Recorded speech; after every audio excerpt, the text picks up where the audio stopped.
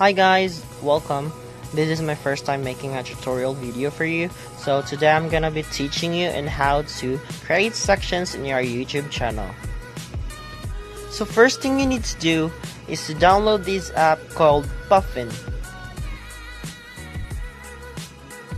If you already have this app called Puffin, make sure to open it and go to YouTube. Once you're in, you need to press the category list and then go to my channel. Your channel. After clicking my channel, as you can see, there's no add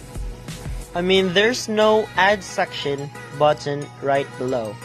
So all you need to do is to press the setting, and then as you can see, there is this called customize the layout of your channel, and then click that to turn it on and then save. After saving, you can now see the add section button right below or under your uploads or videos.